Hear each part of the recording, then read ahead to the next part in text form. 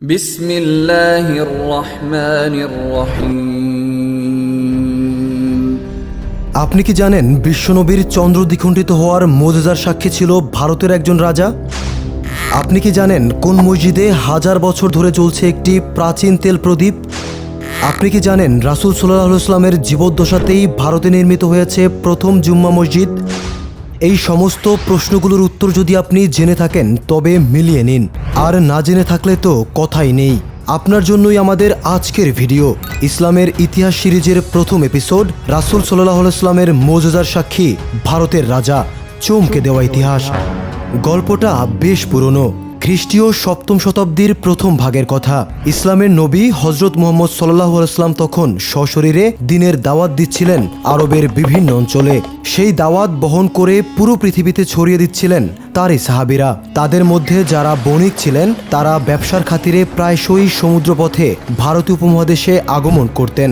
ভারত মহাসাগর এবং আরব উপসাগরের সমুদ্র উপকূলীয় এলাকা মালাবার অঞ্চলের বন্দরগুলোতে তাদের যাতায়াত ছিল বেশি, যেটি মূলত ভারতের দক্ষিণ পশ্চিম উপকূল এবং বর্তমানের কেরালা রাজ্যের অন্তর্ভুক্ত।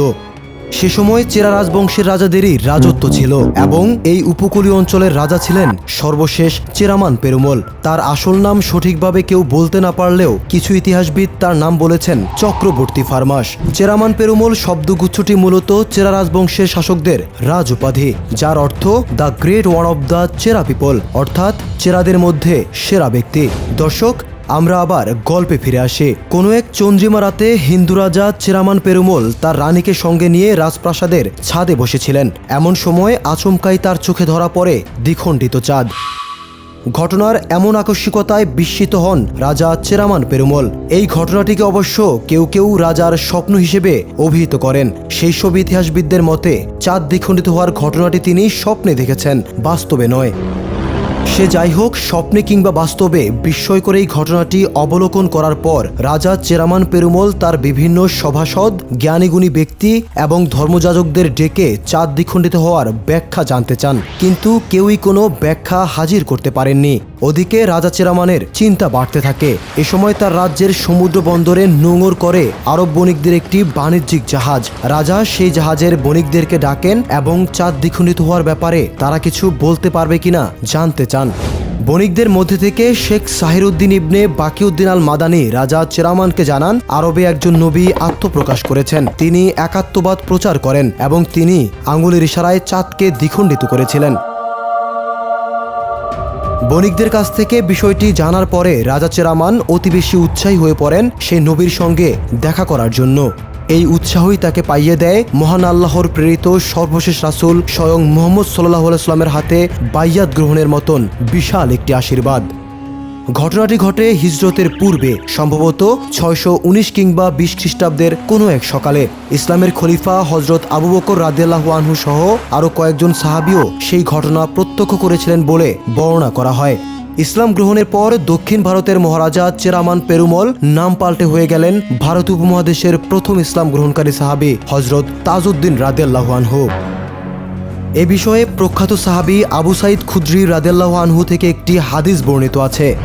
ভারতীয় মহারাজ নবীজি সাল্লাল্লাহু আলাইহি ওয়াসাল্লামের জন্য এক বয়াম আচার নিয়ে আসলেন, যার মধ্যে আদার টুকরা ছিল। নবীজি সাল্লাল্লাহু আলাইহি ওয়াসাল্লাম সেই টুকরাগুলো তার সাহাবীদের ভাগ করে দিলেন। আমিও খাবার জন্য একটি টুকরা ভাগে পেয়েছিলাম। এই হাদিসটি উল্লেখিত আছে হাদিস সংকলক হাকিম রাদিয়াল্লাহু আনহু এর মুস্তাদরাক নামক কিতাবে।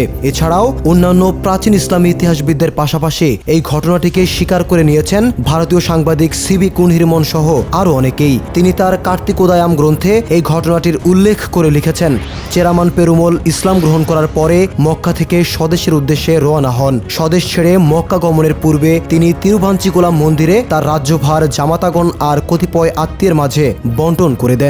এই ঘটনা ঘটে 1400 বছর আগে। দর্শক, রাজা চেরামান পেরুমল তথা সাহাবী তাজউদ্দিন রাদিয়াল্লাহু আনহু অন্তত 17 দিন ছিলেন দয়ার নবীর সংস্পর্শে। তারপর তিনি মালিক দিনার রাদিয়াল্লাহু আনহু এর বোন রাজিয়াকে বিয়ে করেন এবং সেখানেই অবস্থান করতে থাকেন। এভাবেই কেটে যায় প্রায় অর্ধযুগ। সে সময় ইসলামের আলো ছড়িয়ে যেতে থাকে দিকে দিকে। এরই মধ্যে রাজা চিরামানকে দক্ষিণ ভারতে ফিরে এসে ইসলাম প্রচারে মন দেওয়ার উপদেশ দিলেন স্বয়ং ইসলামের নবী মুহাম্মদ রাসূলুল্লাহ সাল্লাল্লাহু আলাইহি সাল্লাম। সেই উপদেশ মেনে মালিক দিনার রাদিয়াল্লাহু আনহু এবং তার বোন সহ আরো কয়েকজনকে নিয়ে ভারতের উদ্দেশ্যে রওনা করলেন বৃহত্তর ভারত উপমহাদেশের প্রথম মুসলমান সাহাবী হযরত তাজউদ্দিন রাদিয়াল্লাহু আনহু। কিন্তু তার আর ফিরে আসা হলো না। পথিমধ্যে দক্ষিণ পূর্ব আরবের একটি বন্দরে, যেটি বর্তমানে ওমানের সালালা শহর, হঠাৎ করে অসুস্থ হয়ে পড়েন এই মহান ব্যক্তিত্ব। মৃত্যু আসন্ন বুঝতে পেরে তিনি তার আরব সঙ্গীদেরকে ভারতে গিয়ে ইসলাম প্রচারের জন্য অনুরোধ করেন এবং আত্মীয়স্বজন তথা রাজ্যের সভাসদদের কাছে একটি পত্র লিখেন। সেই পত্রে তিনি নিজ রাজ্যে একটি মসজিদ স্থাপনের ইচ্ছের কথা ব্যক্ত করেন। অতঃপর তার মৃত্যু হয়। আজও সেই সালালা শহরে সাহাবী হযরত তাজউদ্দিন রাদিয়াল্লাহু আনহুর কবর মুসলমানদের কাছে এক অনবদ্য আকর্ষণ, রাসূল সাল্লাল্লাহু আলাইহি ওয়াসাল্লামের চন্দ্র বিভাজন মুজিজার বাস্তব সাক্ষী। দর্শক, রাজার মৃত্যুর পরে মালিক দিনার রাদিয়াল্লাহু আনহু এবং তার বোন রাজিয়া রাদিয়াল্লাহু আনহা বাকি দলবল সহ কেরালায় আসেন। সেখানেই তারা বসতি স্থাপন করেন। এখানে এটাও বলে রাখা উচিত যে এই অঞ্চলে এটাই কিন্তু আরব বণিকদের প্রথম বসতি নয়। আরো বহু আগে থেকেই তারা এখানে বসতি গড়ে তুলেছিল ব্যবসায়িক কারণে। অন্তত 3000 বছর আগে হযরত সুলাইমান আলাইহিস সালামের সময় থেকেই মিশরীয়দের মশলা ক্রয় বিক্রয়ের জন্য এই এলাকায় আসার ইতিহাস পাওয়া যায়। আরব বণিকরা এখানে আসা যাওয়া করতেন মূলত মৌসুমী বায়ুপ্রবাহকে কাজে লাগিয়ে।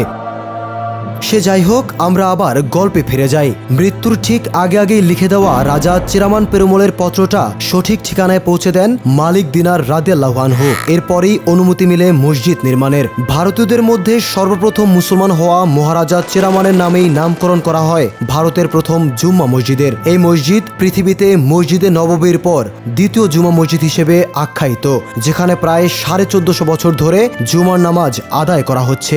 শুধু তাই নয়, মসজিদটির ভিতরে একটি প্রাচীন তেল প্রদীপ আছে, যেটি জ্বলতেই থাকে অনবরত।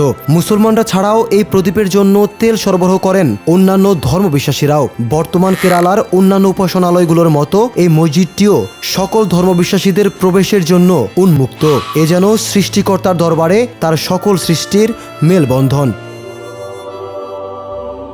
দর্শক, দক্ষিণ ভারতের রাজা শেষ চেরামানের নিরুদ্দেশ হয়ে যাওয়াকে কেন্দ্র করে খোদ ভারতেই যত প্রাচীন উপকথা প্রচলিত আছে তার মধ্যে সবচেয়ে নির্ভরযোগ্য হচ্ছে এই ঘটনাটি। ভারতের বর্তমান প্রধানমন্ত্রী নরেন্দ্র মোদীও 2016 সালের এপ্রিলে এই ঘটনাটির বর্ণনা দিয়ে একাধিক টুইট করেছেন। এমনকি উপহার হিসেবে সৌদি রাজা সালমান বিন আব্দুল আজিজ আল সৌদকে তিনি চেরামান জুমা মসজিদের একটি গোল্ড প্লেটেড রেপ্লিকাও প্রদান করেন। সে যাই হোক, এই চেরামান জুমা মসজিদ সম্পর্কে বিস্তারিতভাবে সমস্ত কিছু জানার জন্য সঙ্গেই থাকতে হবে ধর্মগুরুর। পরবর্তী ভিডিওগুলোতে আস্তে আস্তে সবকিছুই জানা যাবে। সে পর্যন্ত ভালো থাকুন সবাই, সুস্থ থাকুন, আশপাশের সবাইকে ভালো রাখুন। আল্লাহ হাফেজ।